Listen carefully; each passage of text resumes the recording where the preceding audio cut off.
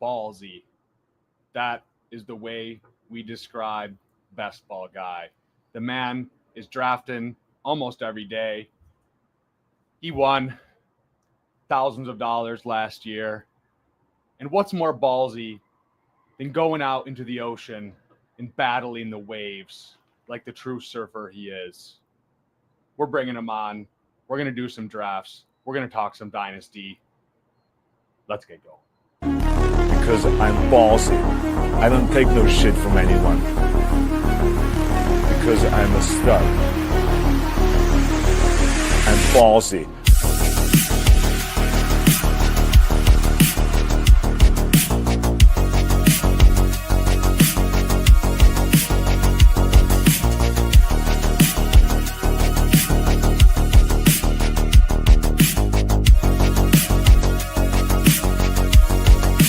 Anywhere one. Boys, GM, how is your night going? BBG, we got the surf background for you here. I hope you feel at home. You feel welcome in this is ballsy sick, dude. Wait, what the hell? How do you see that? Wait, who is that? No, this is amazing. Wow, look at you. And he's doing little alley-oop out the back. That's great stuff. That's awesome. And it's like, it looks like California too. He's in a wetsuit. It's a moderately attractive woman, I will say. So even better. Perfect. Nice. Maybe like that might be like a Lakey Peterson or something. Looking good. Love the red rails on the board. Now feeling good. And I'm ready to get ballsy, baby. Ready to talk some Dynasty. I've never been on stream like intentionally for a Dynasty show. Me and Neil have maybe talked about it a couple times when we're live, but so I'm excited for that. And then to rip a draft. Always down to get my hand in a chance at $2 million. So amen. Candyman, perfect. You're looking ballsy, brother. How's your Memorial Day weekend been, and how are you feeling? I'm feeling as ballsy as ever. It's been a great weekend. Shout out and big thanks to all the veterans families, those who have served. And man, I'm just feeling relaxed, refreshed. Been doing some family time, some time with friends, grilling by the pool, that kind of stuff. So ready to get ballsy, rip some drafts, talk Dynasty, have our first official guest on. Welcome, BBG. Yeah, let's go. Hey, happy to be here. Happy to do it. Yeah, great first guest. You know, like I said in the intro, what's more ballsy than battling Mother Nature, battling the waves, right? Like it's you, BBG. Why don't you give us a little bit of like how it feels to be out there on those waves? Because I've heard you, and I know you're passionate about it. I know I've heard you talk about it before. So I think that's a perfect transition into our conversation. Yeah, I think to the outside perspective, I think it's really kind of nuts almost. I actually remember the first time I went surfing, and the first couple times, your parents bring you, or my dad brought me at least like a sandy beach, right? So at least you get to walk out, it's sand bottom, all that stuff. Like that's definitely makes it a little bit more friendly. Then the first time you go surf, like the best waves, typically there isn't sand. You actually get better waves when there's rocks underneath. It's a more consistent wave. Sand tends to be kind of like this up and down thing. So because I could do a whole explanation on waves here, but basically a rock never moves, right? So the wave breaks in the same spot every single time, essentially. So the best breaks tend to be rock bottom. But anyway, so I remember the first time paddling out, and I'm like paddling and like, my hands going through kelp, because kelp grows out of rocks. And you're like, oh, like touching kelp. And I'm like, what is all this? You see fish swimming around. So I remember the first time I was like, this is wild, dude. Like, I don't like people do this. But yeah, no, I mean, dude, I just fell in love with it because I was always big into like skateboarding, but when you fall, when you're surfing, you don't get hurt. You're just like playing. It reminded me of when I went to like the swimming pool with the high dive or the diving board or whatever. Like you fall, you just jump off the board. It's all water. You're just swimming in water. Like it's not dangerous. The most dangerous thing out there is other people, really. So have you ever seen any sharks out there? That's the real question. Yeah, I worked at a surf camp 2 years ago. And yeah, there was sharks when you're in the water that frequently. Yeah, and it's actually kind of funny that they ran a summer camp there because it's like notoriously a very sharky beach. They've been doing it there for like 30 years, apparently. Anyways, yeah, no, but they're not big. It was a juvenile. I've never seen like a 12-foot great white or anything like that. But I've seen like a 6-foot great white, a juvenile. No, I've never seen a big mama. I've heard only 6 feet. Well, that's not that scary. Whatever. I mean, not compared to like the big ones for sure. But people have told me stories. I mean, there's certain spots that we go to where it's in the back of your head for sure, like the whole time actually. So That's but crazy. You just try to enjoy it. Well, you bring the same ballsiness to the best ball streets. But yeah, let's before we get into the Dynasty talk, let me just say hi to the chat really quick, and then we can get going. We got the man Hartman in here. We got Disbanded Brotherhood with his patented period. Best ball on call. Hartman's asking, am I locked in Candyman's basement? No, I'm on the balcony. The girlfriend's still working. It's late. She's a lawyer. She's got a lot of work to do. So I'm a loud Italian background man. So I don't want to be bothering her. So we got JT Best Ball. Go check out his streams. He's streaming. We got D. Latumsky posting the most fire vids on Instagram. And we got BB Meat Gazer, one of the best in here.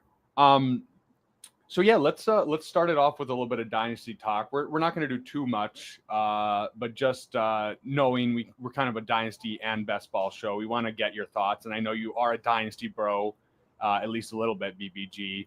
Totally. So yeah, my first question for you is kind of, give me one kind of guy where you just think he's super undervalued. You're trying to acquire him. And then kind of conversely, one guy where you're like, this is fake. Like, why is this guy being valued where he is? You should be trying to keep it down, sell him, and make a move there.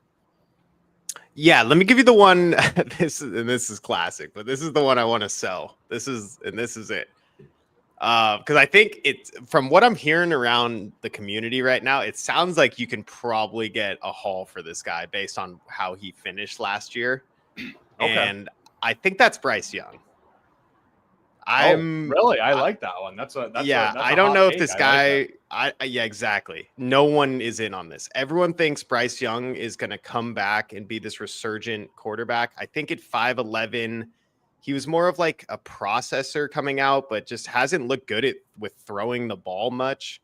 I even tried to get re-inspired because everyone was telling me if you look at the advanced metrics and all this stuff from last year, and I just went back and looked at the tape.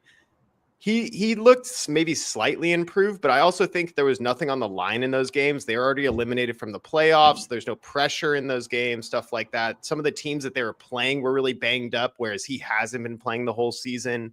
Sure. So just like little weirdness like that. And honestly, I don't know if he even would have started if Andy Dalton didn't get in a minivan accident.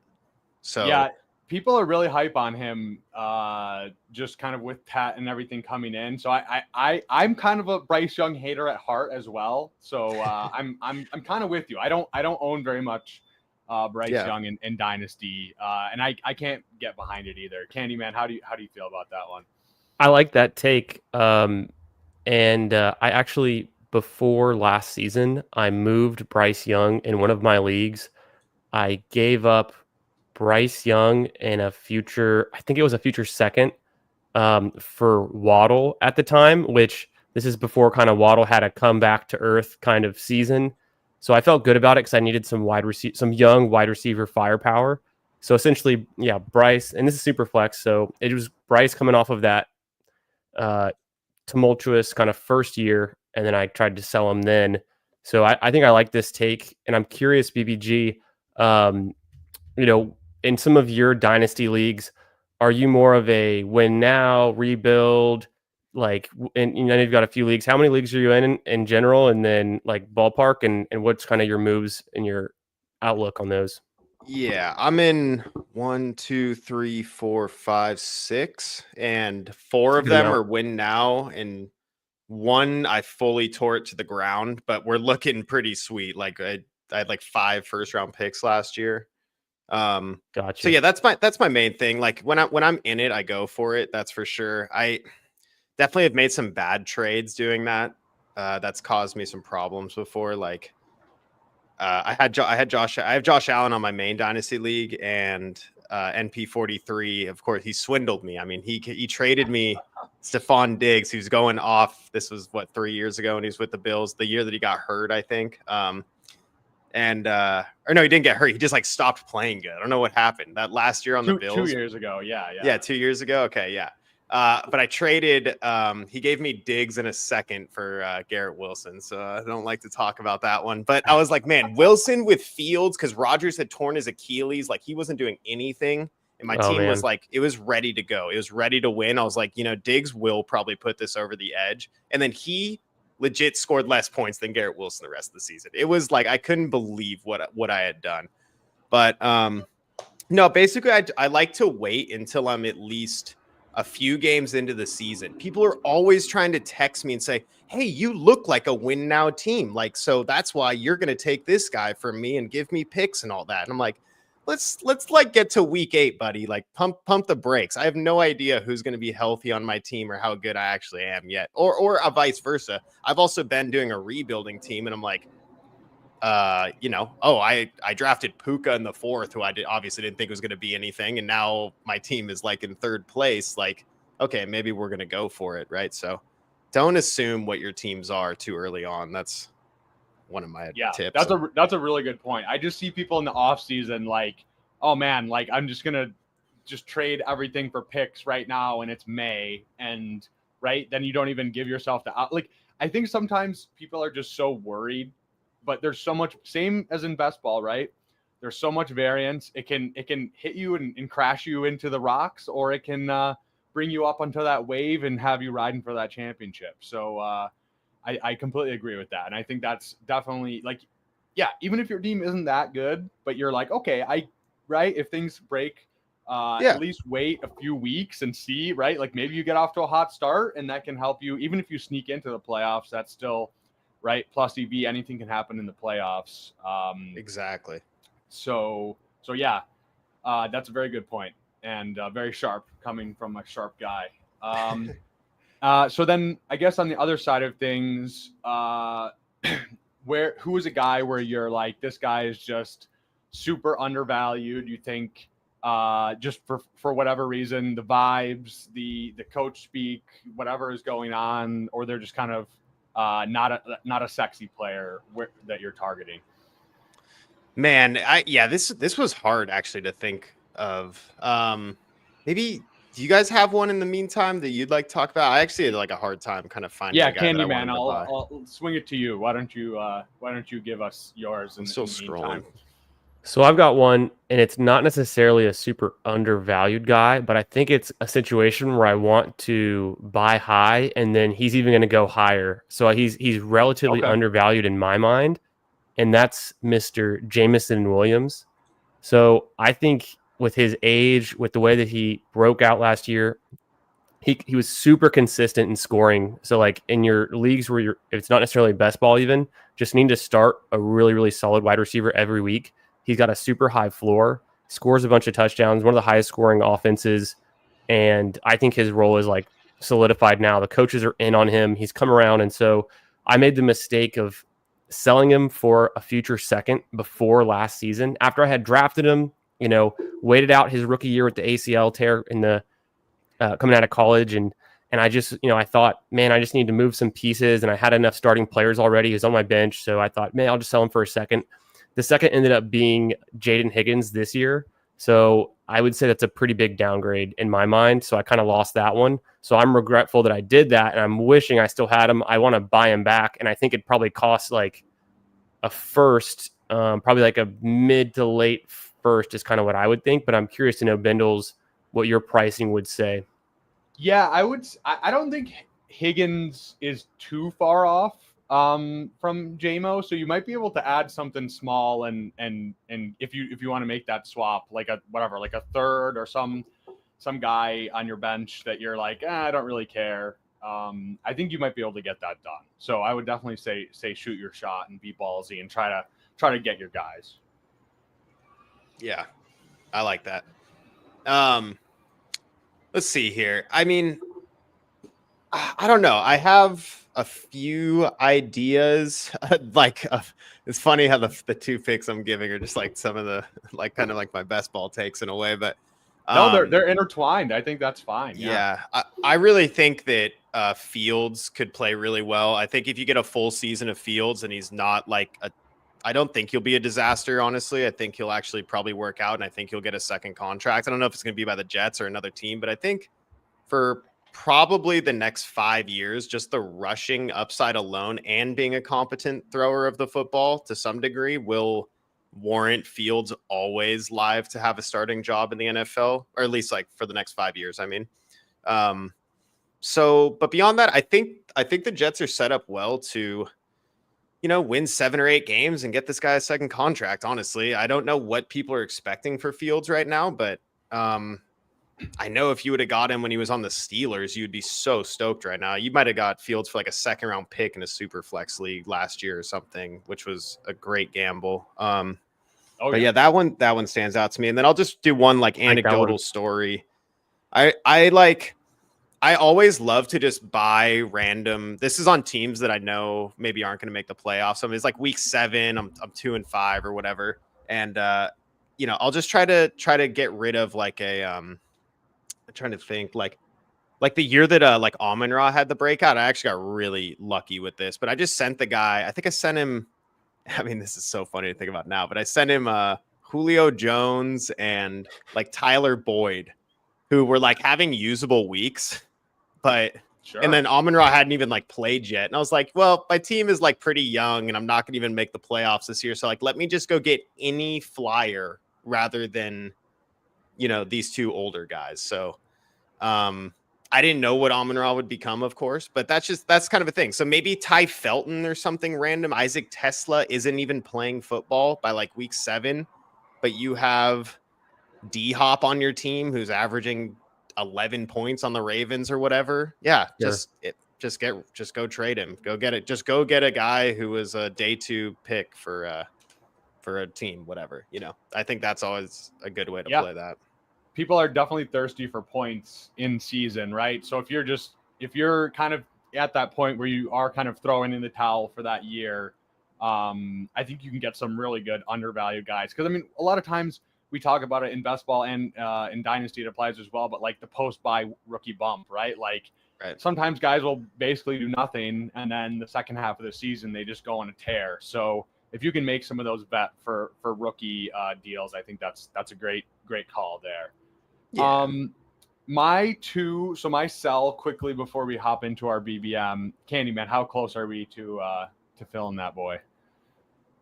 Oh, what are you talking about? What BBM? So yeah, I'll go through mine then. We got plenty of time. My sell is JSN. He's valued super high. Like he's 3rd round startup pick. Wow. Goes next to a lot of Ladd McConkey, Travis Hunter, some other really good wide receivers in that range. He had a good year last year, but it wasn't like crazy. It was okay, and I just don't really trust in the Seattle organization this year with how everything's set up with Sam Darnold.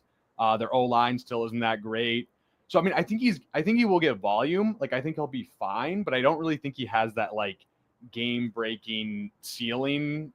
And I think you can definitely tear off of him for, I can give you one example. One guy that's one of my buys, but like a Rashee Rice is still valued significantly lower than a JSN. They go right next to each other in Bestball. Sure. Are pretty close.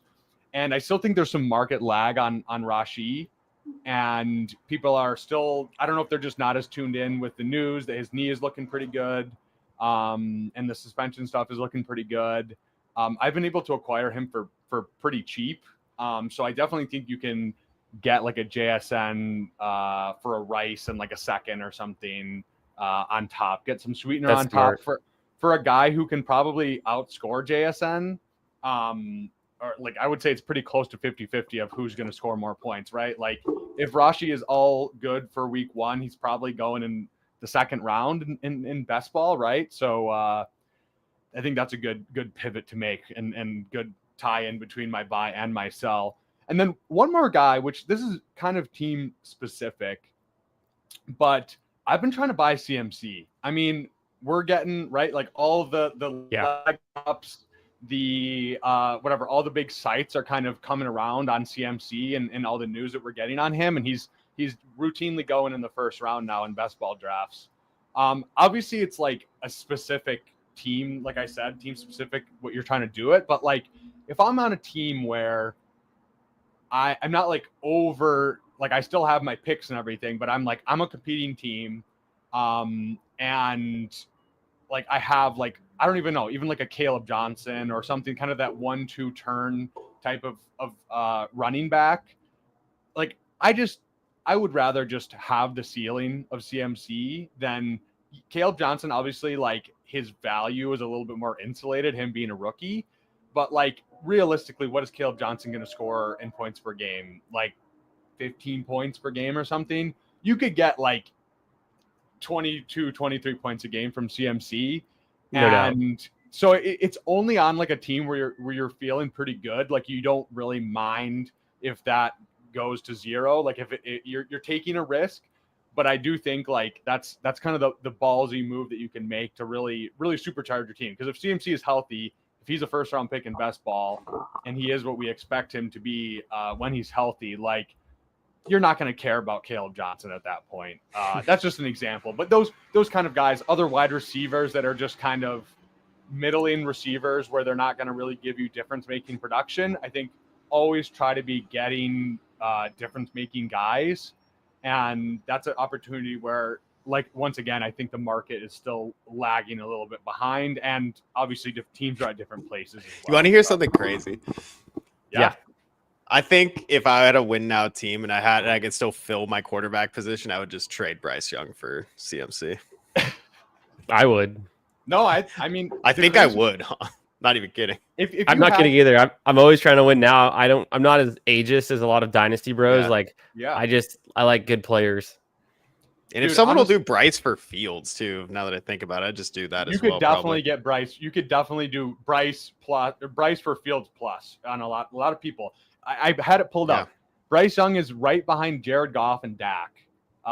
So like those guys, if they're giving you 22, 23 points per game, it's just the youth. And I agree with Candyman. Like obviously youth is important, but it's like you want to have your picks. You want to like have value on your team. But if you have a solidly valued team, why am I just holding these young guys who aren't going to give me difference making production? Like there's really no point, right? Why like, do I need 15 points from Bryce Young? Like what is that going to do for me? Yeah. So so Fields is a great one. I mean, he's still so cheap. And I completely agree. Like he's going to score points this year, and if he has a good year this year, then he's probably starting in Superflex. If you can get a quarterback who's starting for a couple of years, that's huge. So. Ask yourself this, everyone. If you had Christian McCaffrey on your roster and Bryce Young and you needed your super flex to fill out for the week, who are you starting? I'm putting Christian McCaffrey in the super flex, dude. I'm not playing Bryce. If I have like a Geno and a Stafford or something, and I can just trade and still have 3 quarterbacks and start those other guys, like they're going to score the same and if not higher than Bryce Young. And sure, you're just paying for the youth, which I think is one of the biggest traps in Dynasty. Big trap. Obviously there's times where it's like there's guys that are good and they're young and they're like Brian Thomas, whatever, like these guys where they're already going high up. But a lot of times I feel like it's an issue. So that's a very good call out, BPG.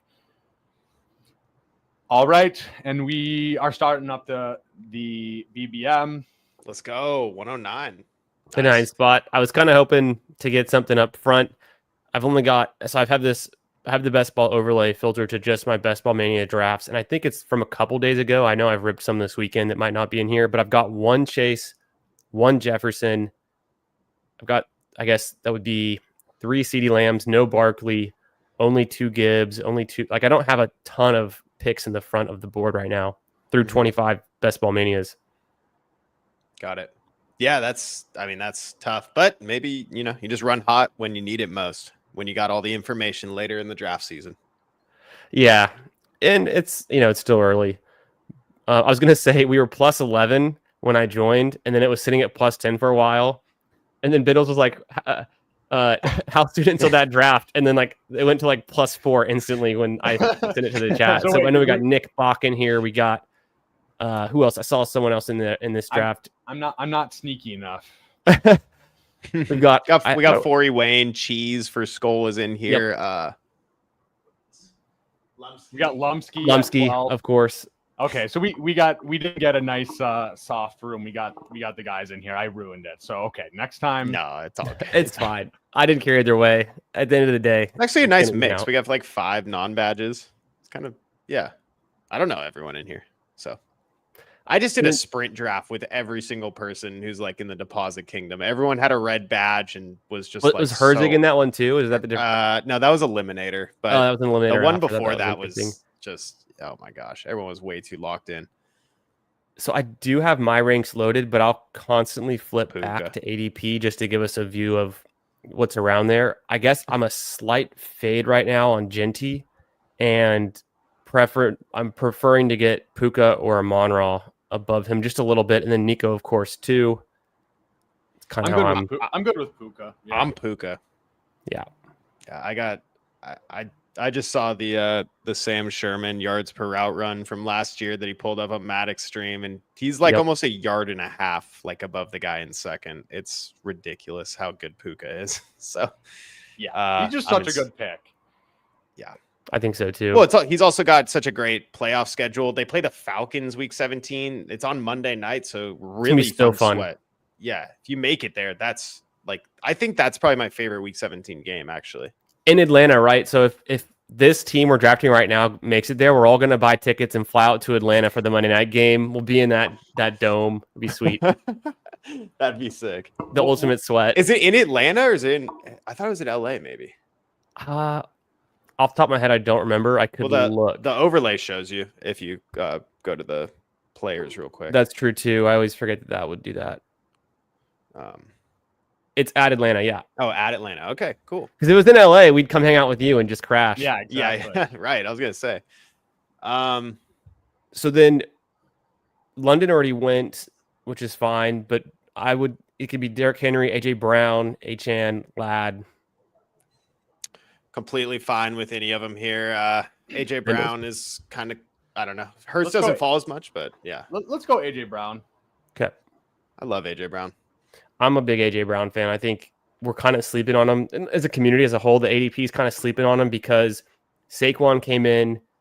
They've kind of, now Saquon's the engine of the offense, but also AJ Brown missed some games. And so people kind of forget the pace that he was on. If you look at just kind of his per game stats and what he's done over his career, rather than just, last year total scoring, he's a first round pick in my opinion. It's just kind of tough to get him there because I really like every pick from essentially neighbors to where we just took AJ Brown. I think is kind of one tier. Yeah, I think the tier for me breaks right at Achan there, down right before Bucky. That's kind of I'm cool with Henry, Achan. I get that, Bowers, all these guys, but then right at Bucky, Jonathan Taylor, it kind of breaks for me. So I like having the 106 or later is kind of what I've figured out. At least that's what I've been most comfortable with. Okay. Yeah, and then the back end of the board too. I just feel the combos you can get. I just feel look at Lumsky getting Nico and BTJ at the turn. That just seems seems pretty OP. Yeah, that's just standard at this point. That's it is wild. No, I know, but it's why is that happening? That I don't know. And I did this draft with Steve last night.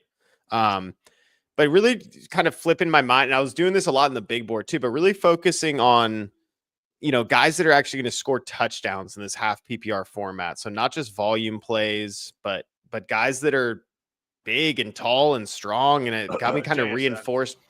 Yeah. Yeah. Not JSN, right? That's right. But Nico and Brian Thomas got 30 touchdowns. Yeah. Nico's the man for sure. Yeah, and so is Brian Thomas. That guy could easily have 15 touchdowns this season. he's huge and he's fast and he's open and he had a ton of touchdowns at LSU too. He's always been a touchdown threat. And that's also seemingly why I really like AJ Brown as well. He's a massive touchdown threat when they need to use him for that. It sounds like we want big, ballsy touchdown scorers, grown-ass men, and that's what we have through 2 rounds. Puka, AJ Brown start. Let's keep it going, boys. We got a good base. I feel good about it. Absolutely.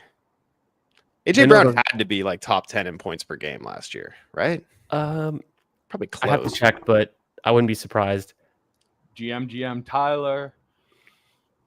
Bindles, I was going to say, we smoke our stogies inside, but you're out on the balcony, so you're kind of letting me down a little bit. You don't take shit from no one except everyone. Honestly, I should have grabbed a stogie. I mean, if I'm going to be out here, I mean... Okay, right. ADP, it's either Chase Brown or Kyron. I like Breece Hall just as much, but we could do the whole Rams kind of. It's a little bit expensive. What do you guys think? Breece Hall. Yeah, I'd be Breece or pull up Tet, one of the two. And you can see my Breece exposure. I'm at 25%, so I'm happy to get him there. Smart man. I like to go for talented players and not always just okay players on good offenses. And I kind of think, honestly, Chase Brown is just an okay player in a good role with a good opportunity. And then Kyron, his best talent is scoring touchdowns, but I think he's just also kind of more on the okay side of things rather than like a very talented player. So I'm still optimistic on Breece Hall. I'll mix him in though, but I do go Breece Hall more often than not. Absolutely. Breece Hall has the Kenneth Walker breakaway ability. He's got the, Kyron Williams goal line stuff if they get there. I know Fields might vulture some of that stuff, but he's got every quality you look for in a running back. And he's got the receiving game work on a team that doesn't really have any receivers. And actually Fields throws the running back more than people think. I always talk about this, but when he played on Chicago, Montgomery had like 55 targets the one full season that Fields played over there. And that was kind of surprising to me. But yeah, he throws to the running back a little bit more, but we could also be using Breece like straight up out of the slot. I don't know. He might line up out wide. He's a do-it-all player for the Jets. He's also 23 years old. He's in the prime of his career. He's running back 2 or 3 or something off of an ACL tear in points per game. So good with Zach O-line. Wilson. Yeah, the O-line is incredible too. They've been investing in that O-line. Okay, BBG, what are you thinking here? What's your take? I've been JMO here probably, but I'm trying to think there's no correlation really. Yeah, JMO Worthy's there as well. But yeah, we were talking up JMO. We want to go JMO for touchdown scores. Definitely, yeah. That's cool. Kind of where I'm at. I don't know. I don't know how much more expensive Hunter's going to get. Not that JMO's really going to rise either, but I don't think. Slight fall this last week on Travis Hunter. I think. I noticed it. ETR had posted out the risers and fallers in the last week. They do that every Monday, Market Mondays, and some of the rookies Leone was pointing out are slightly kind of falling, which naturally happens a month after, month plus after the NFL draft, and people start to cool on the rookies a little bit. So I think. Right. Jameson was one of the guys who's been rising. He can continue to rise. We like him. Totally. You got every Lions game in the playoffs is in a dome. The Minnesota game is amazing. So you definitely want outs to that. And yeah, Hunter is not going anywhere. I took a ton of him and then I'm just kind of cool. I'm just kind of cooling off. I don't know. Let's see what happens over there.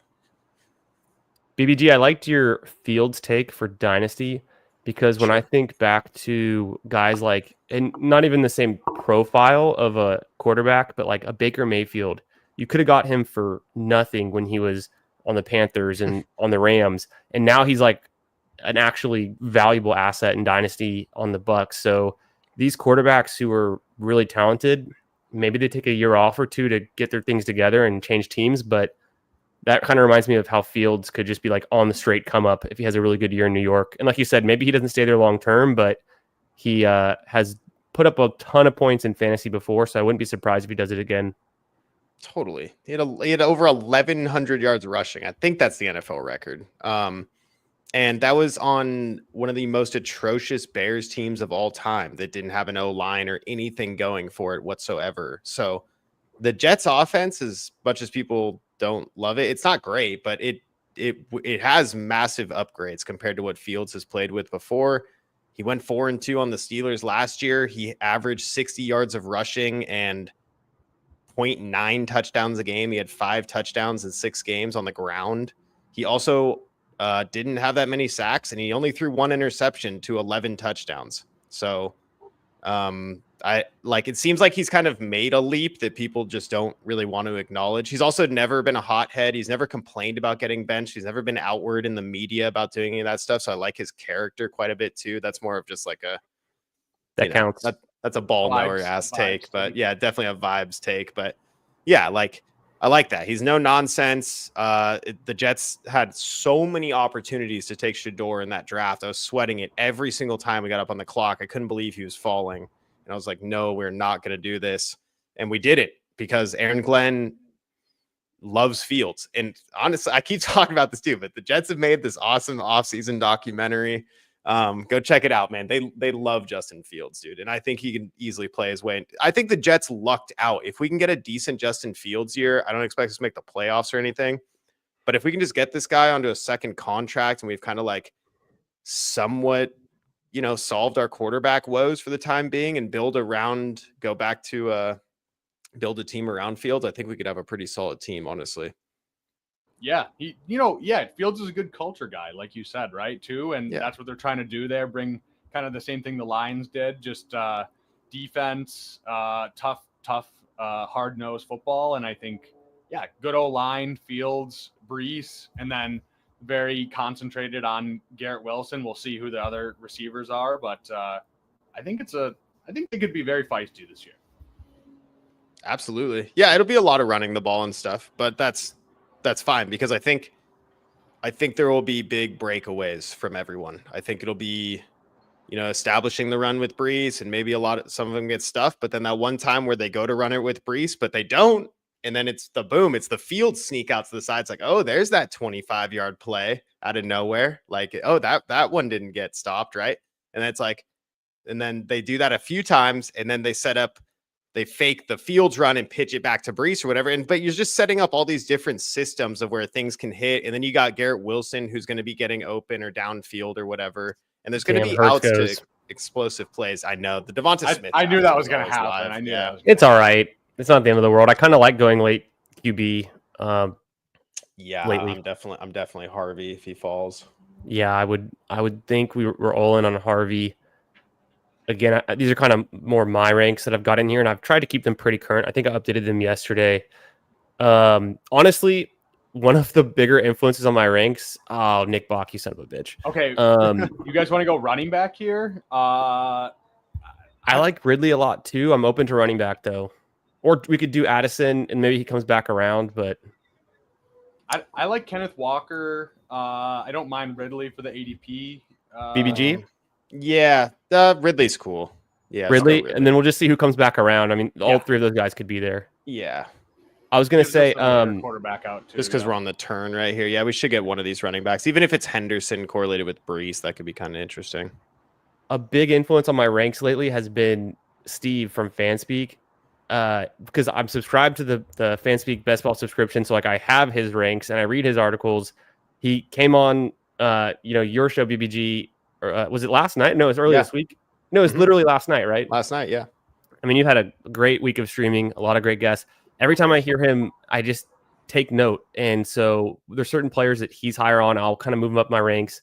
But I kind of listen to everyone and what's going on. But he's I think Ridley's a player that I think he's been higher on. And then who else was I just thinking of?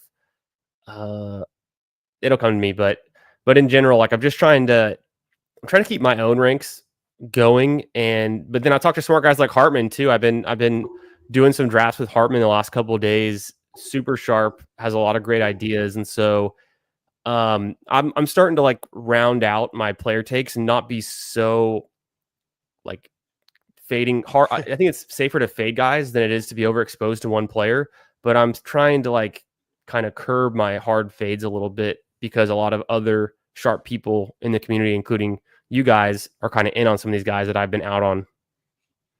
Yeah, sure. Like I'm always open to the possibility of anything happening. Sometimes I mean, not often, but I remember picking like Jerry Judy last week. I never take Judy, but I was like, hey, you know what?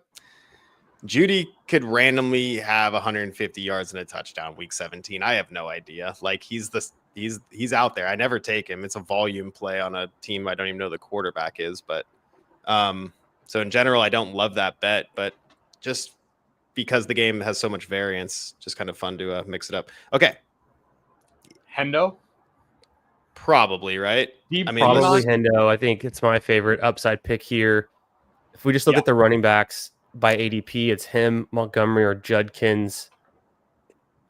I think we all like him better. I think so. Some people, Henderson is very polarizing. I'll say that much. Some people are a little worried. Like even Dog Pound isn't that in on Henderson, but he's a Pats fan, which is interesting. But I mean, I think he can do it all. I think he's really good he's good. He's obviously a really fast running back. He's going to be fine in the run game. He's going to be good in the receiving game, and he's going to be also out there to receive the ball because he's like one of the best in pass pro as well.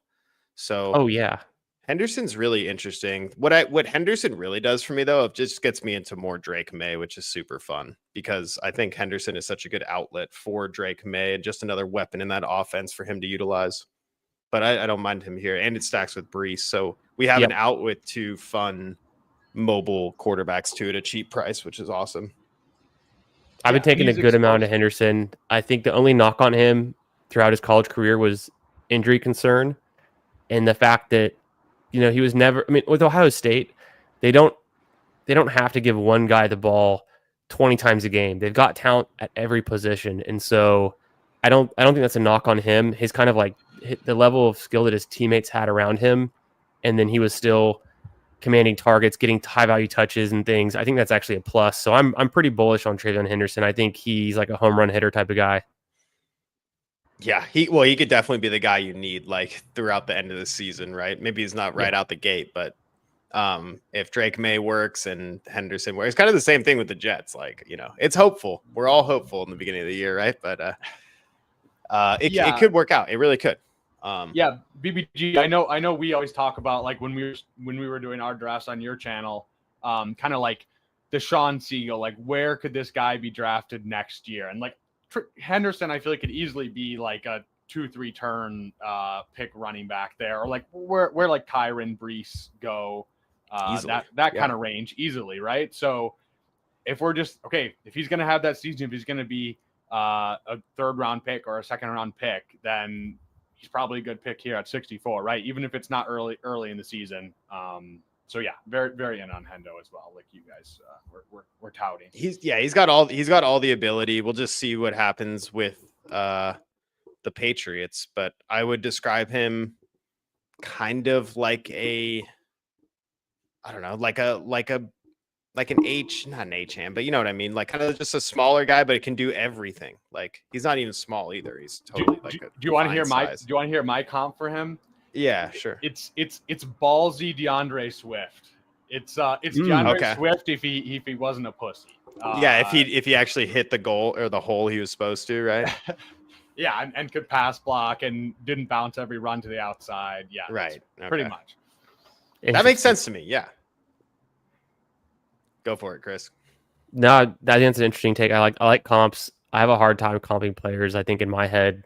But I like that one. Our team so far, I'll do a quick recap on this for everyone and for y'all too, since I'm driving this draft. I know it can be hard to remember who you've taken.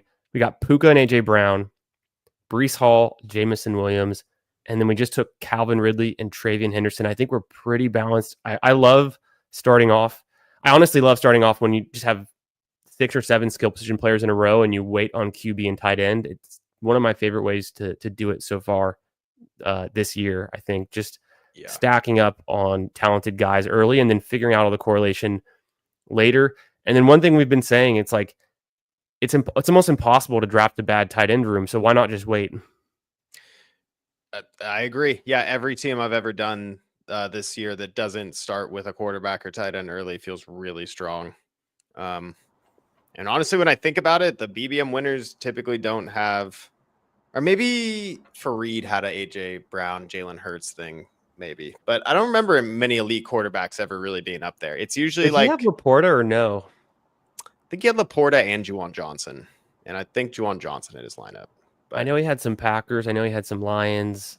yeah, he had Vikings, Packers. Yeah, he had Love. Love went off week 17 against the Vikings. But Jaden Reed, I remember he had Jaden Reed. Yeah. All right, this is a fun spot. The Laporta fall is kind of crazy, but oh man, I hope this guy just takes him so we don't have to. But he's in the Nick Bach in the chat. I mean, that's a double stack with the Lions that I definitely don't mind. I think that's pretty fun actually if he's there. I know Mooney correlates with our friend. That's who I want. But That's what I want to. oh, I think we go Laporta for the fall.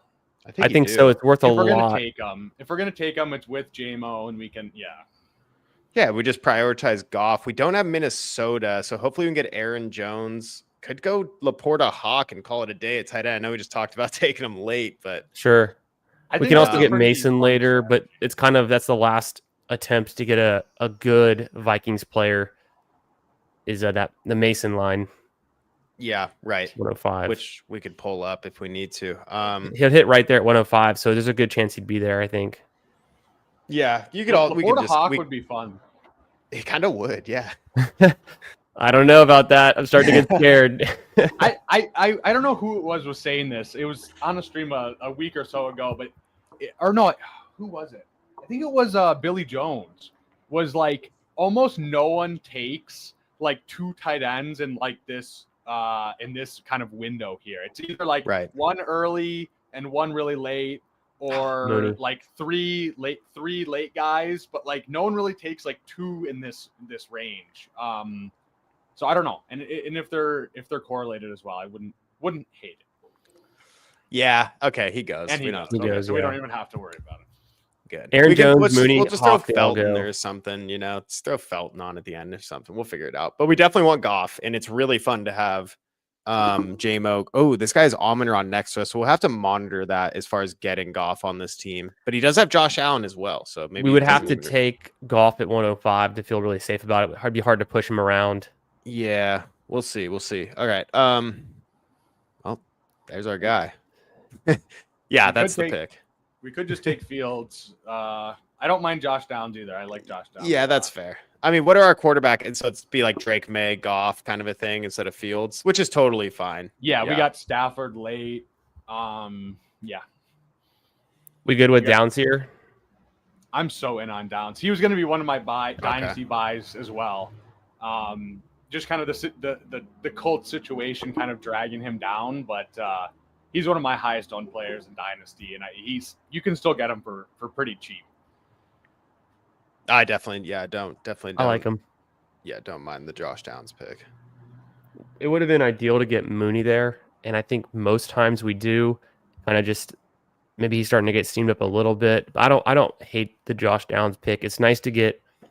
I think that's our fifth wide receiver right through our 8 rounds, so we've got a lot of firepower there.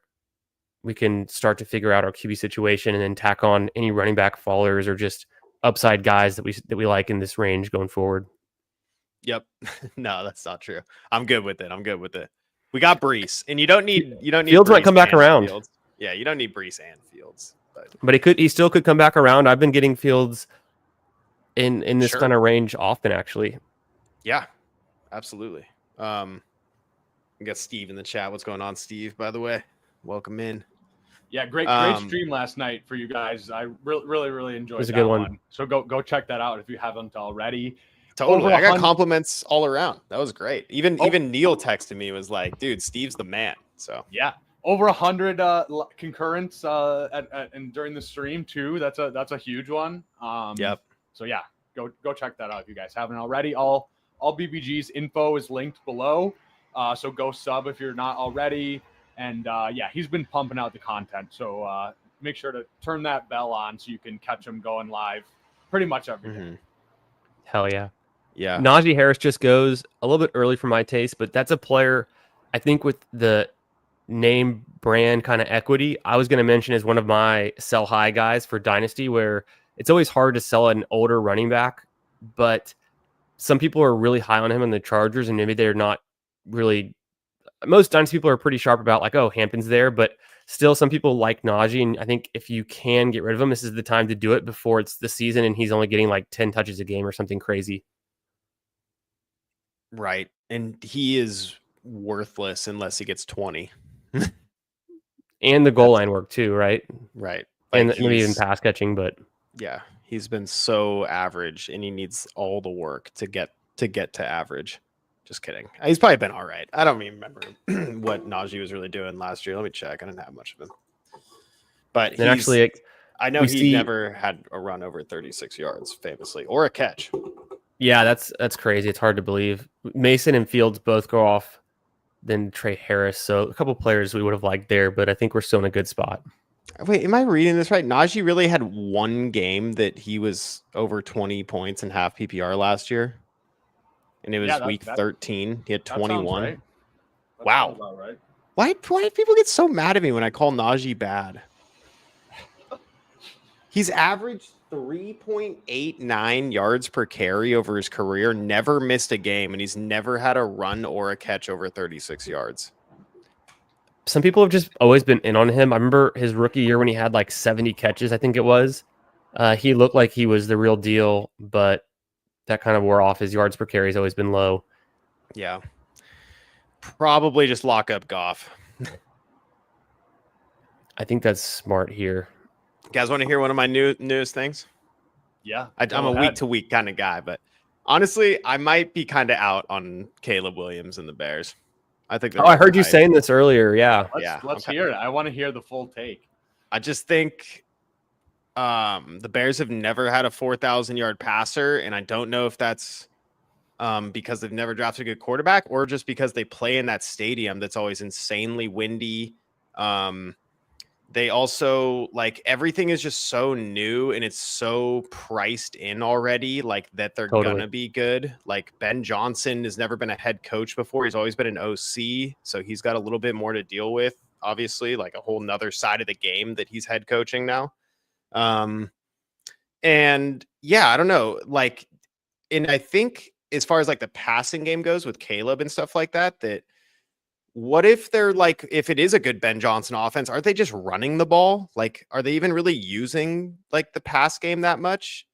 And then on the other side, if it's not working out, I don't know. I kind of pictured, like, remembering it last year, Caleb didn't do anything until the fourth quarter once he starts like running around and throwing the ball. I don't know. I'm getting a little queasy just thinking about all the ways that goes wrong over there and based on the prices that we're paying. It's a tough division too. NFC North is tough with the Lions and the Packers and the Vikings. That's a pretty tough gauntlet there.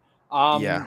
What are you thinking here, BBG? I like Sharps at the top of the queue here for us. Yeah, I think I like Sharps the most. I don't mind Tootin either. Honestly, I'm fine going Tootin over Sharps. I have 30% Tootin over Sharps. I'm in for it. Do it. I think the upside is just so crazy on Tootin. Yeah, I know BBG, you're in Candyman. How do you feel about that? Do you feel like? So I'm traditionally very in on Charbonnet. I'm excited about Tootin, but this year in particular, I'm slightly fading all the Seahawks. I'm worried they're just going to be the worst team in their division. They're going to suck.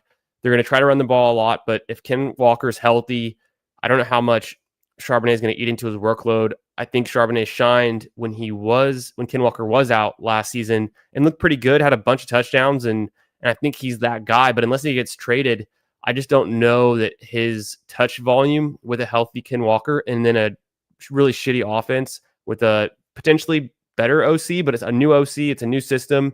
What's going to happen? I'm then, is Darnold going to be good? Not with Kevin O'Connell. How many touchdowns is this offense going to score? Probably less than they did last year. So all of those things to say, if we really want a contingent upside running back, we can get one in like the last 5 rounds. We don't have to pay a 10th round price. Let's take a rookie with upside. Yeah, it's a fair point. Yeah. I mean, like, I get that we saw more last year from Sharps when he was starting, but like, is it that different of a bet than like Tyler Algier? Like if Bijan, God forbid, were to go down, like I feel like Tyler Algier would eat. Like maybe not to he's not as much of a pass catcher, but I think he would be pretty similar to type of bet. Oh, yours I don't good. know. Yeah, I think similar Charbonnet is bet, just expensive, fancy Roshan Johnson. Ooh, that's a hot- yeah. that's a hot take. I I like can see that, right? They're kind of like inefficient on the ground and stuff like that, and they don't really have big explosive plays. I still like Charbonnet. I just wish he wasn't on the Seahawks. I wish he was on a team where he could get some work. True. Yeah. Kenneth Walker does miss time a lot, though. That's kind of the only thing. You can almost guarantee that Charbonnet's probably starting like at least 2 games. But beyond that, yeah, it's not a great pick. I was taking him a little bit more back when there was like a couple whispers of what if a team trades for Kenneth Walker. I was like, oh, that's kind of interesting. Maybe I'll throw Charbonnet on some teams. But yeah, no, I like what you're saying there. I've been out on the Seattle offense most of the year. Haven't been taking JSN. I've been taking quite a bit of Kenneth Walker actually because he just fits a best ball profile so well for me that I don't know. The Seahawks can not be good, and I think Kenneth Walker will still have like big, long touchdown runs several times this year, probably. But they're going to be such a run-heavy offense too. Like I don't really want to be betting on the pass catchers. So yeah, like I think Kenneth Walker is the guy. His price is cheap enough. Coach Speak Index. There's been a lot of good Coach Speak on Kenneth Walker as well. So yeah, I think at that cost, it's baked in the offense kind of not being great. Right.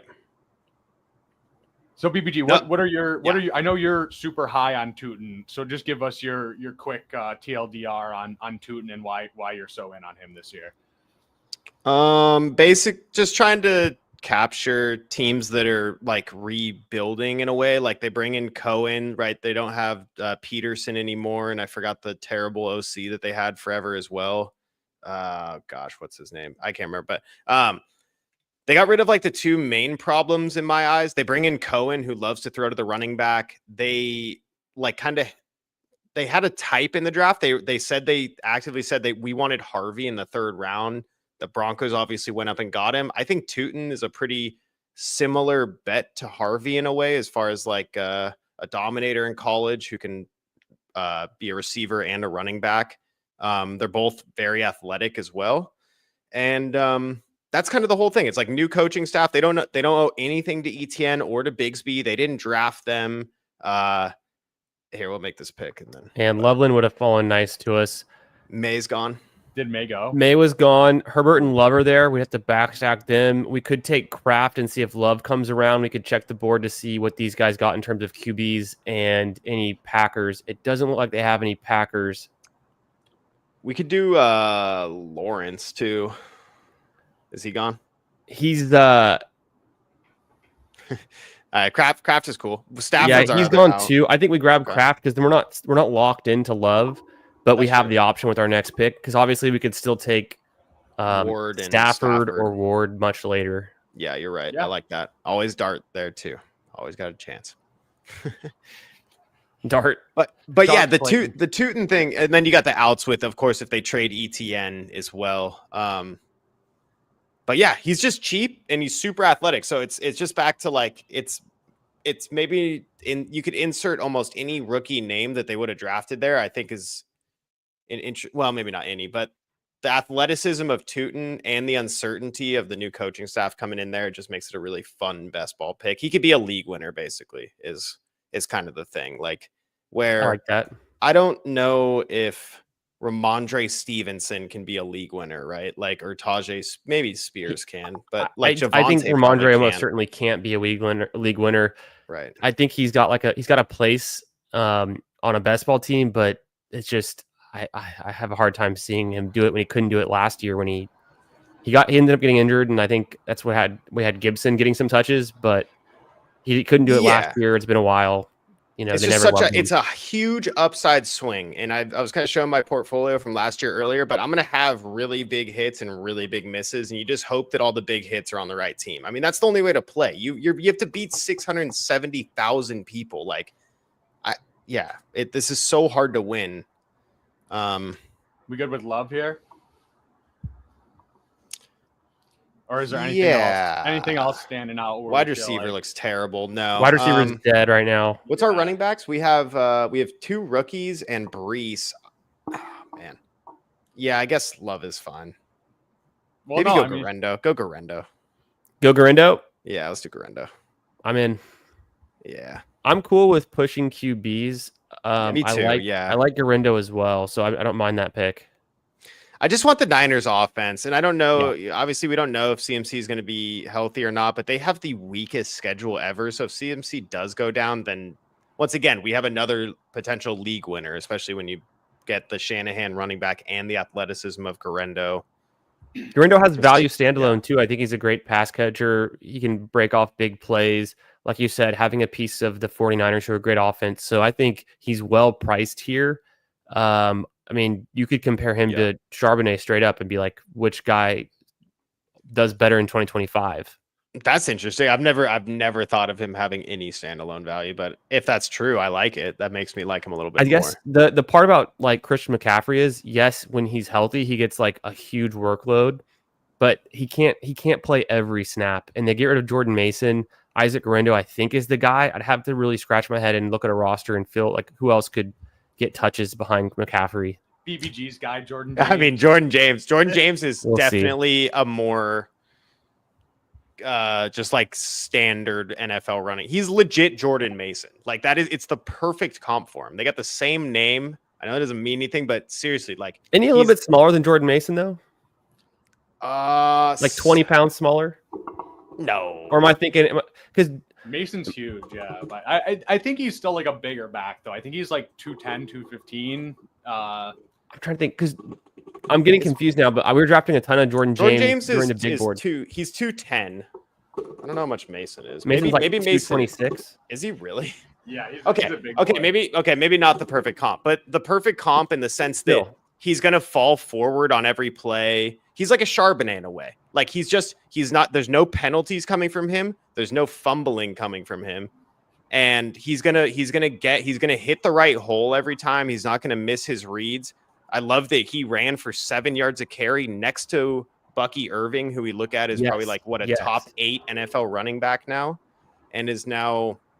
And then the year after, when Bucky left his true junior season, he went off for 1,500 yards at Oregon, completely dominated. So anytime that you can perform well next to a guy who's an absolute stud in the NFL and still literally split the work with Bucky, basically, and then these are good points. At least, and then goes off the year that Bucky's gone, that gets me pretty excited about a guy. And then on top of that, no fumbles, doesn't get penalties and that kind of stuff. I think Shanahan and those guys are really going to like that stuff. He's going to be really good with the pass blocking. But that being said, Garendo has the highest RAS for a running back we've ever seen. And so you give that guy a lot of work. That's a very exciting profile. Like Jordan James is not exciting, but I think he might be more likely to get work if CMC goes down than Garendo in a weird way. They definitely would both like have different roles for sure. Kind of like what we saw where Garendo and Mason were doing it last year. So I think there's a lot of valid points. My question follow up on that is, so I remember we were drafting a ton of Jordan James in the big board. Do you ever take him in round 18 now? Yeah, definitely. Okay. I might need to sprinkle him in then a little bit. I think any running back on San Francisco is valuable. Yeah. Like if he's the be Niners on and the roster, Rams. Yeah. Yeah. Then he's valuable. You have to. In the McVay and the Shanahan system, they don't split carries. We always want to say that they're going to do it. They don't do it. Like they're not. They might start a drive with the guy or something, but like it's never anything enough to matter that I've seen over the last 5 years. Yeah, would you rather take Stafford first or Cam Ward first, since we have Puka and we probably want to lock in our best stack? Is there a bye week problem with our first quarterback at all? There is with Stafford in golf, but if we're taking a third, we should be fine anyways. Okay. Sure. Yeah. Just lock it in. Yeah. I get to the point in this range of the draft where I throw ADP out the window and I just like to secure the right team builds. I worry Lumsky's going to take Ward though, because he does have Spears. Doesn't he have who has T-Mac? On God. Lamar. Oh, sorry, not T-Mac. I was thinking of Bryce Young there because Bryce Young was still available too. Maybe he'll go that way then. Penix. Well, he took London, I guess. Was the first pick. He has Mooney and London. Okay. Because Thielen and Bryce, maybe? Hey, all right. Oh, there he is. Thielen? And now this guy's only got one quarterback, and yeah. Honestly, Gino's like low key better pick. Gino's a great pick. Yeah, he's such a good pick. Gino's a good pick. We just don't have a good way to play it anymore. Besh didn't know. fall to us. We were like No, one pick away from Besh earlier. We're No, so is stoked Ward. on this. I think this is Ward. Yeah. These 3 quarterbacks are awesome. This feels like how winning BBM teams usually look.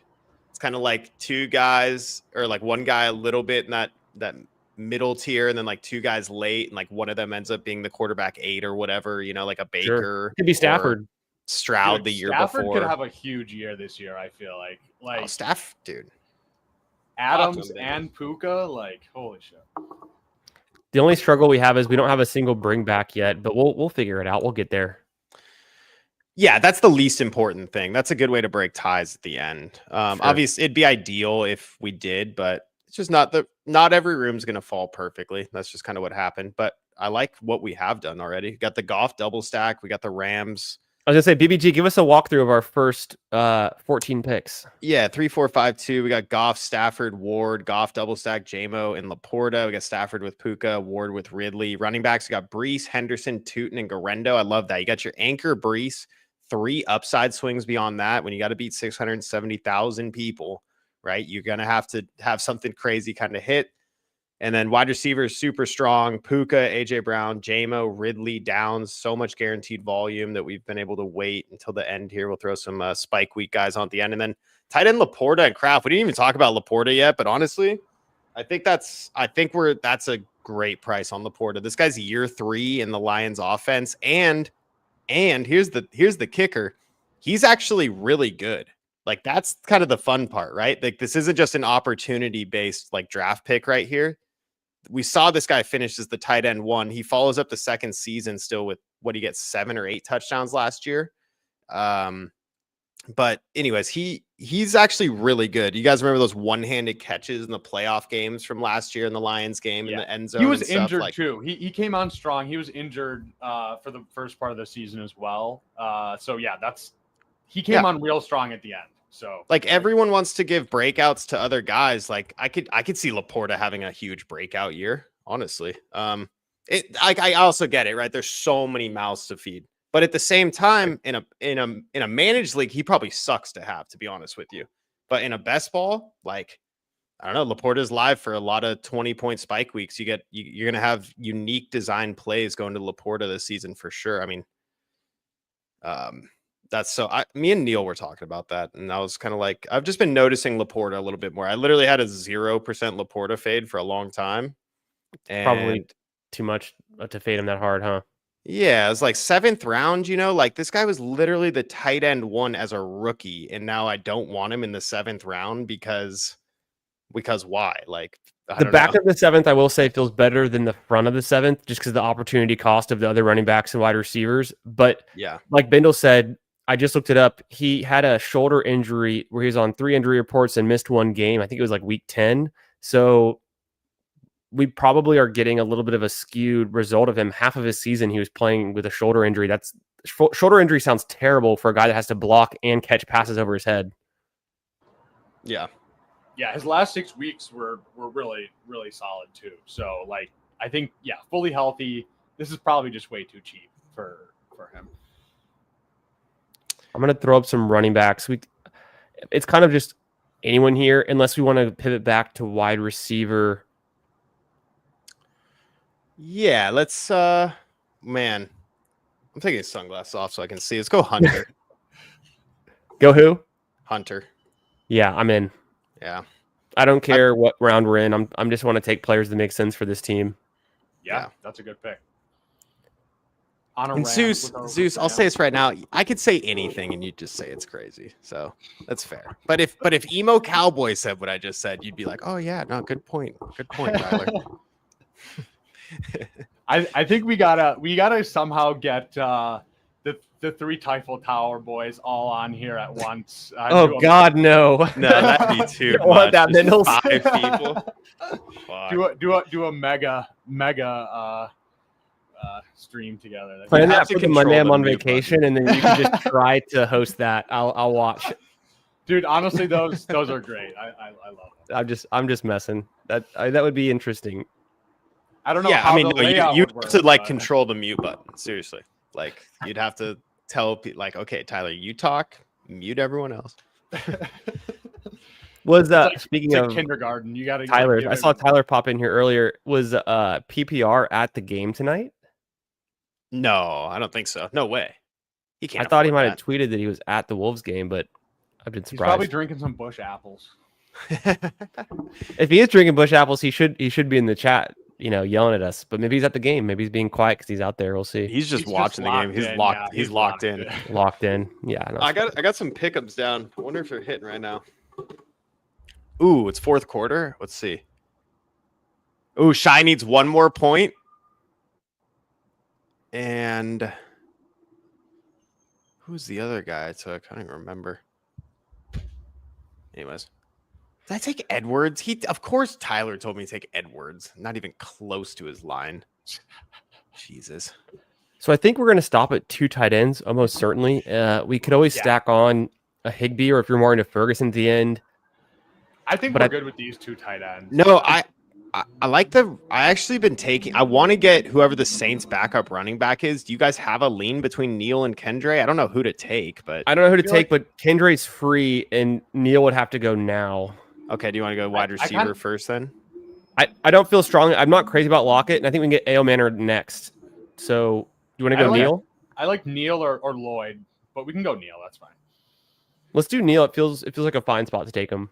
I feel like I take Lloyd in every single draft I'm in, so probably good to switch it up. Yeah, switch it up a little bit. Get that week 17 bring back, which is also totally when Kamara's not going to be playing. So potentially, really, right? Fair. Yeah, I mean, he didn't play week 16 or 17 last year, and he could have played. He was banged up. He didn't have a significant injury. He probably could have played if it mattered, but it didn't matter, so he didn't play. And this year, I don't think it'll matter. And if he's hurt at all, he probably won't play.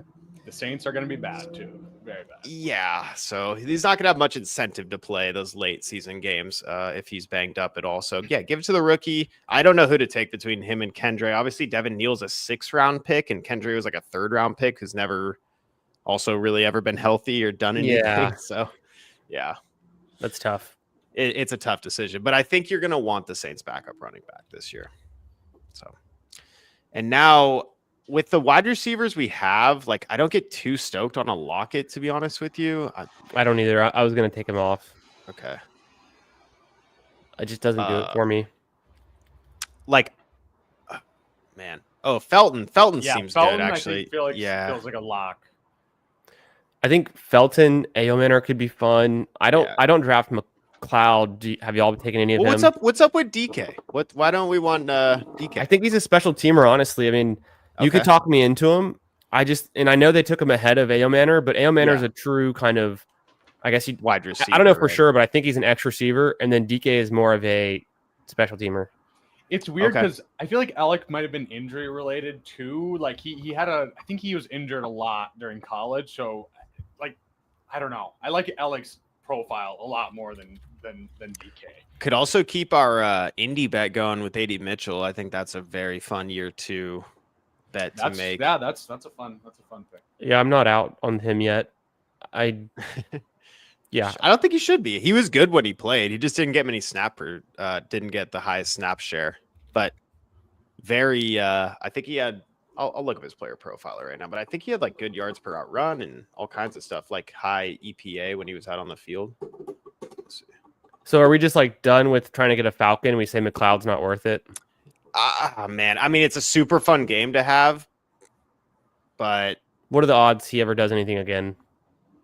Yeah, kind of a 2 touchdowns in his career, at least the last 4 seasons, and he was never good except for he put up some yards. I think that game's really fun, but the way this team turned out, I think we're going to be going up against a lot of teams that have Stafford, Puka, but then have either London or Mooney as a bring back. So if that is the game we need, we're probably already screwed. So maybe we play it as if we don't need that game, but we needed Stafford throughout the season with Puka. The game we really need is Lions with a Felton bring back or something like that. That seems a little bit more spicy to me. I think Felton is definitely the first pick. To me, but let me know if you guys are out on that. No, Felton goes. And he just went. Okay, but it's not the end of the world. I mean, we don't have to have these bringbacks. We don't. No. I don't want Naylor. I don't want Naylor either. I was just going to see. Yeah, it's just too hard to chase that. No, I think, we need 2 more receivers for sure. And at this point, probably just best available. You never know what's going to happen once you actually get there. And we have other little week 17 stuff that's not necessarily stacked with our quarterback, but that's not the end of the world. Steve was telling me last night, I mean, his 4th place big board team had a naked Baker that hit his lineup. So I heard that. That was clearly interesting didn't have too. didn't have it stacked, maybe he had a bring back, but he didn't have it stacked. So Tesla with our Lion stuff. I know we already have 2 pieces, but I don't hate it. I think if we get one more wide receiver before Tesla who doesn't have the week 8 bye, we'd feel really good because we've got 5 right now. No, we're gonna have we don't 7. Have to take them. We don't have to take them. No, I'm open to it for sure. We could do. I am too. He's got a tough path. I mean, I just laid out a case for Laporta, but now we got this other guy coming in. This guy's got 6 people ahead of him.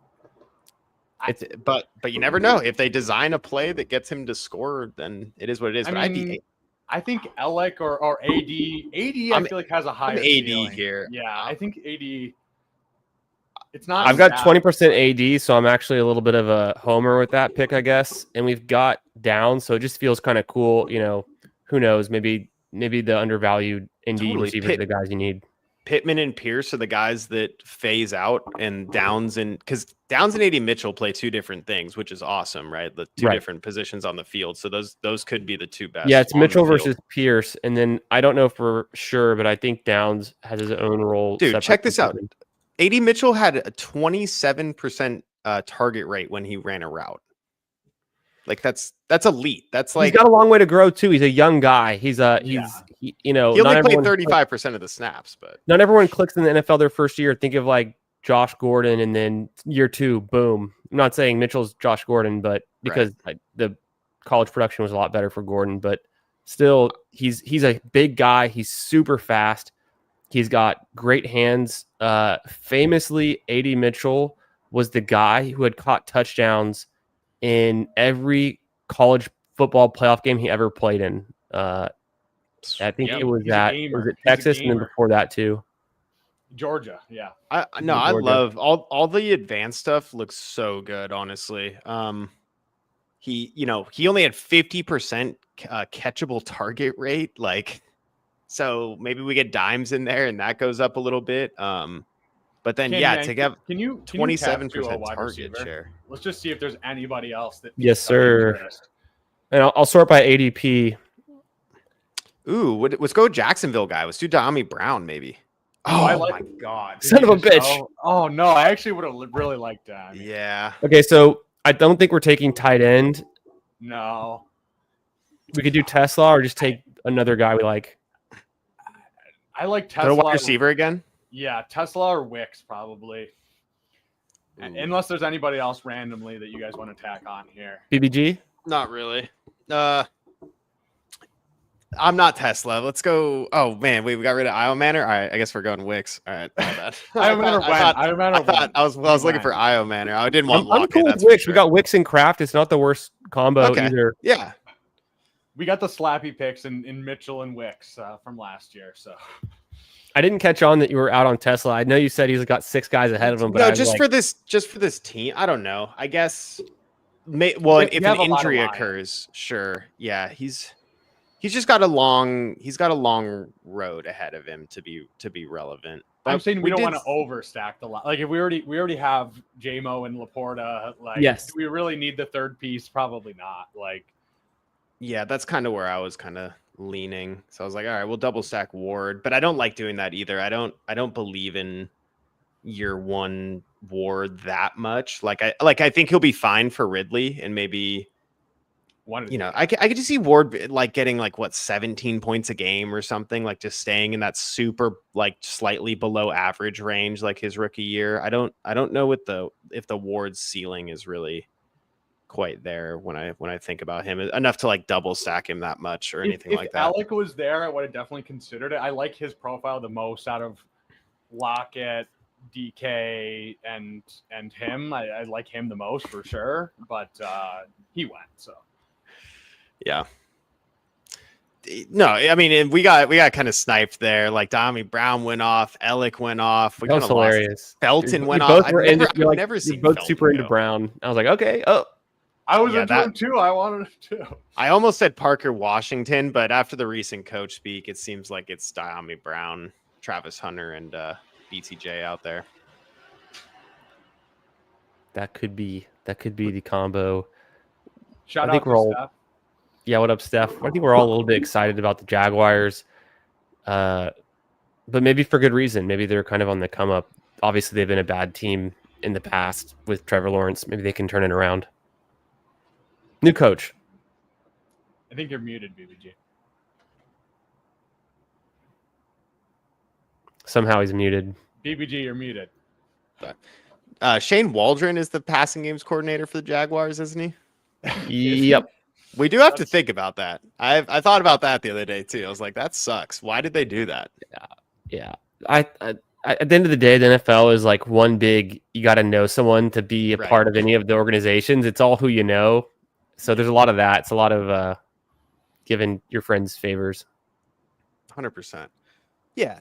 And that, this team had I'm not going to lie, it kind of got a little weird on us because I think getting one of Fields or May would have felt a little bit better if we would have. We just didn't get lucky. They both went, or we didn't get lucky that Fields came back to 105. He went earlier than that. And then May went. So what's May's ADP right now? Because it seems like he's been going pretty early.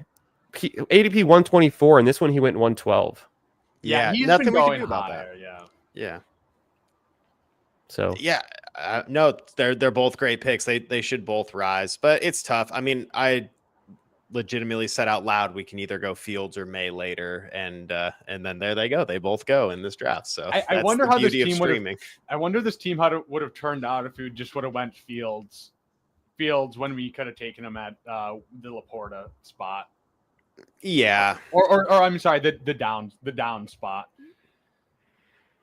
I think the wide receivers are really strong. The running backs look good enough and pretty deep. A 3-6-7-2 is not the most common build, but not spending too much capital at QB, I think this team like kind of holds its own too. Y'all want to give it a quick run, like a run through? Sure. Yeah. You want me to do it? Sure. Go ahead. Be our guest. Okay. 3-6-7-2, Goff, Stafford, and Ward. We got Breece Hall, Trevion Henderson, Tootin, Garendo, Jarquez Hunter, and Devin Neal. I mean, tell me, you guys sit here all day long and you tell me we have a generational running back class, all right? And I go out on Ballsy stream and we draft 4 rookie running backs. So you guys better be right, okay? That's all I got to say. I just realized there's 4 of them. It's like, oh, it's kind of sick. Like Breece is like our veteran, and he's 23 years old. I mean, I love this running back room. The year the old Dusties all die out, this team is smashing. So yeah, we're looking good. Honestly, I really like how we play that because Henderson should be working up. Should be doing enough early season to be providing our running back 2 points, and then you just have like huge swings to where your team can be an 8th or 9th, but if week 6 comes around and CMC went down, or Tootin's now the guy, or Kyron goes down, or even if Kamara goes down, maybe that one doesn't help as much. But for the other 2 big ones, like specifically San Francisco Rams guys, if they get the starting job, they are like probably the guys you had to have this year. That's just how it goes. So I like how we built that out. Like this you're either first or you're last, man. There's no one cares about getting 3rd in your pod or 4th in your pod or advancing the team and then getting bounced week 15. Like we need to have players that can really like break the player pool essentially if they hit. So that's what those running backs can do. And then our wide receivers are awesome, man. Puka, AJ Brown, JMO, Ridley. It's funny how JMO's more of like a spike week kind of guy in my mind, but could take a huge jump realistically. JMO, I mean, shit. This might be crazy. Is JMO better than Amon-Ra? Bindles? I've started to think that a few times, but Amon-Ra is honestly so good too. I had that thought. I had that thought, and I went and looked and like compared them, and I was like, no, Amon-Ra is still really, really good, like no doubt. But I also, Jameson had a super high floor last season too. I'd have to look up. Yeah.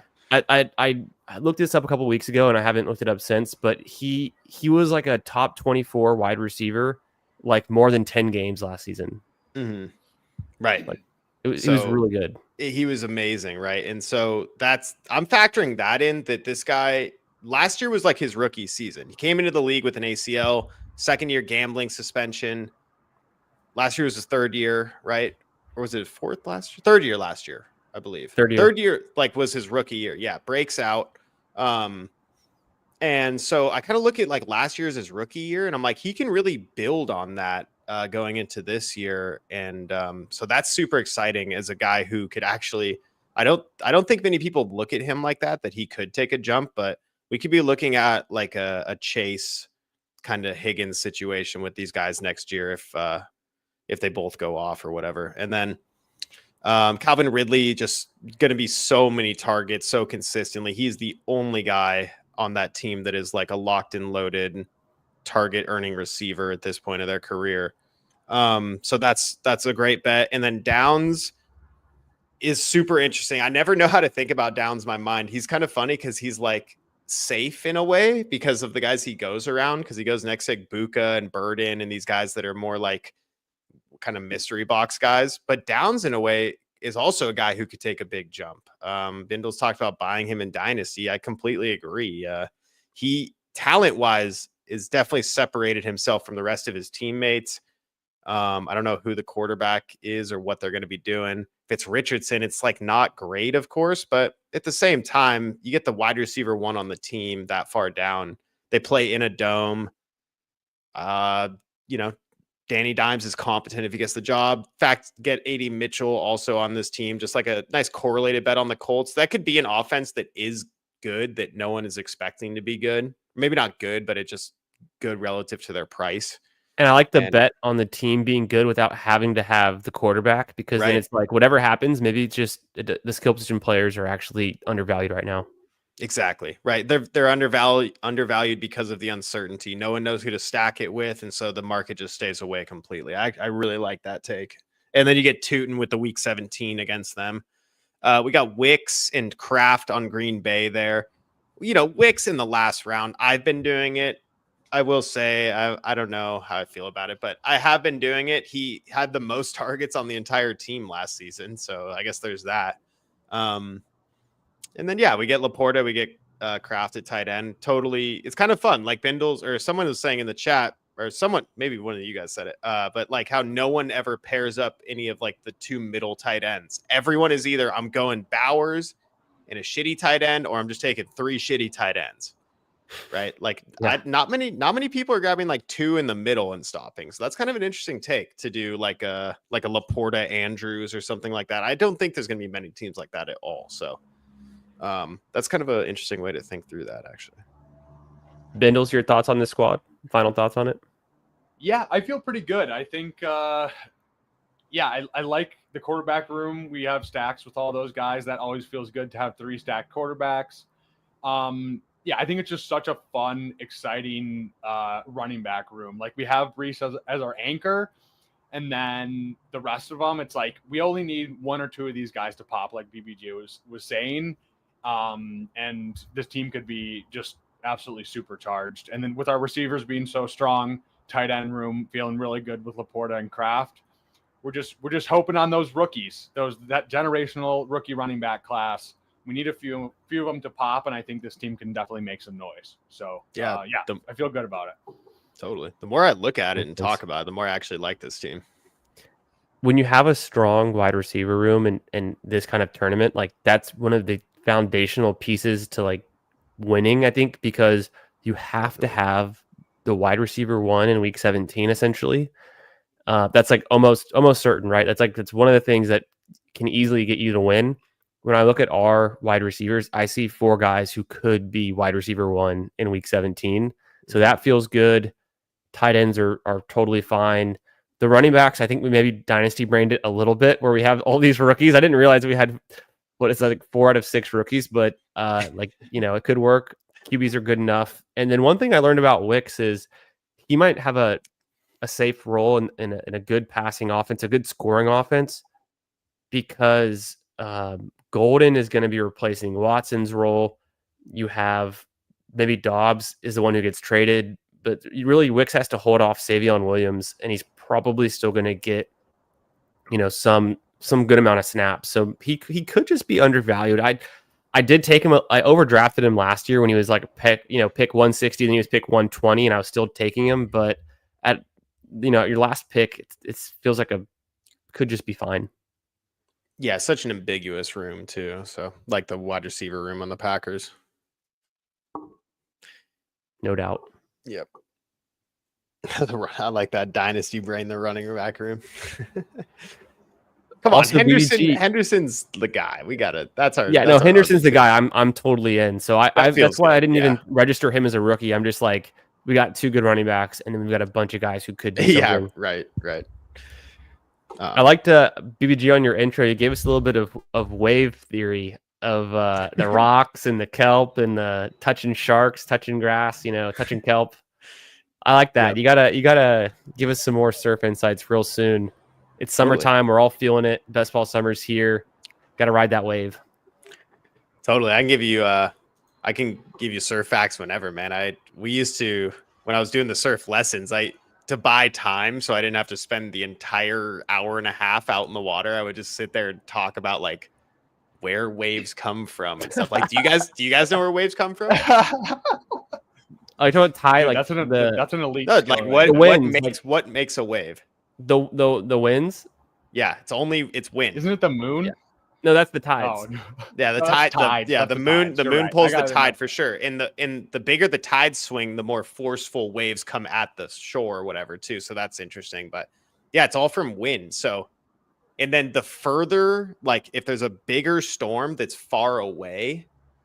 So if the waves come from far away, that's best, right? I don't know how to explain that, but when wind is, but like Bindles, for example, like people can surf Lake Michigan, but it's all localized wind. It's like a windy day creating kind of choppy, shitty waves everywhere, right? But when you get a lot of wind from far away, that's good waves. We surf Lake Travis. We just do it behind a boat. Dude, there we go. Yeah, I've always wanted to try that. Bro, you got to come out. I'll be out there. This is like the first Memorial Day weekend. I haven't been on Lake Travis in like probably my whole life, but we get out there. Okay, sweet, dude. I'm in. I'm so in. I'm gonna do some the like little pop shot or the little 360s or whatever. Yeah, you mentioned one time earlier. You're mentioning the it's called like Wake World or whatever it's called in Waco, yeah. In Waco, yeah, that's a nice setup. That's they've got that figured out. But there's a lot of it's kind of affordable, relatively affordable compared to like the Kelly Slater wave pool at least. So yeah, it's a bunch of winches too, so you can just kind of like whether you're doing surfing on those made waves or they've got like wakeboarding. It's funny how sick. When I was growing up, wakeboarding was like the water sport behind a boat. It's like just taken over from like slalom skiing. And then now every boat I see out on the lake, it's always surfing. Everyone's surfing. It's so much like the vibe is better. It's lower impact. The falls don't hurt at all. Yeah. And you can listen to the music of the boat. Like it's just like a total perfect. And that's kind of that's a perfect way to like close this out. Cause that's exactly why I fell in love with surfing. It's just a vibe. It's all good. It's all peace and love, man. It's just like you fall, you hit the water. It feels good. You get back on the board. You're sitting there. Dude, I'll tell you right now, you got problems in life. You are not thinking about anything when you're standing on a wave in the ocean. I can tell you that right now. There's no chance you could go through the worst thing in the world and you won't even remember it happened, at least for that, 10 seconds that you're riding. Maybe you're paddling back out and you're thinking about it, but it's just like this meditative thing that'll clear your head. The ocean, for anyone who doesn't know chemistry, you got magnesium phosphate all over is in the ocean. It's a natural muscle relaxer. So you just naturally feel very calm getting in and out of it. And it's really, there's not like, I'll say, I would give up watching football for the rest of my life if I wasn't like, if it was ocean or football, it's definitely ocean. So sorry to say that's all the football diehards out there, but just for my own sanity, I'd have to do that. Even with my torn ACL, the only thing that I'm like limping into the ocean just because I like need to be a part of it. And then I get to come do what I love over here, of course. But You're a true Cali guy. You love the ocean. You and the ocean are one, and that's I can respect that for sure. yeah. So when this team we just drafted, it goes into week 17. Although we don't have the bring back in Atlanta, we're gonna go watch this game in the dome there in Atlanta. Stafford's gonna pull it off or whatever. We win the $2 million, we'll split it, and then we'll have to plan a surf trip. That's how this is gonna happen. Yeah. Hell yeah. I love it. Yeah, thanks everyone for coming out. BBG, I really appreciate you. You've been killing it on the streams recently. It's like I remember you, man. I was looking back when I was looking for your thumbnail pictures and everything. Like it was, I forget if it was March or something where you're doing your first streams, and I remember seeing you. And yeah, look where you are today. You're absolutely killing it, brother. So yeah, thanks so much for coming on. Why don't you give us what you have coming up this next week? That's great. Yeah, it's funny. I don't actually have much scheduled. I'm just going to be streaming every single day as usual. NP43 is always, can you come on? He won't even tell me until about 6 o'clock most of the time once he's actually done with his work day. So he's always a wild card to come on at any time. Beyond that, Typhel Towers every Thursday with me, PPR Tyler, and Emo Cowboy. And every Sunday, we have a new contestant on. Who is this Sunday? This is June 1st. I got them in order. I got a few of them scheduled out. Oh my gosh, who is it? It is Schneid is the one after this weekend off the Schneid. This one is, oh my gosh, I'm gonna lose my mind. Pat Carrain. Yeah, I wish. Oh no, here. I don't know who it is actually. I'm so sorry. Who the hell is coming on this week? We'll find out. We'll figure it out. Yeah, they know who they are. If you're out there, you let me remind me. Oh God. I've already had both of your episodes were great, and I actually want to do something fun. I wanted to go see if there was any commonality, like if anyone's taken the same players in every draft. I went through it last night. No one has taken, not all 4 have taken the same player, but I think 3 out of the 4 have Darnell Mooney. So definitely, we got Mooney. We did mine before the schedule dropped, so that's my only regret because I love correlating, but oh well. Yeah, that's all right. That team is sick. The Genty Henry is super unique. It felt good at the time. I still don't mind it. Candyman. Just going to be streaming this week. I've got Sean Mitchell on tomorrow night. He's going to come on. We're going to draft some teams. Wednesday, I'm partaking in the Bestball Jeopardy. So I've got a revenge BBG. I've got to get into the winner bracket.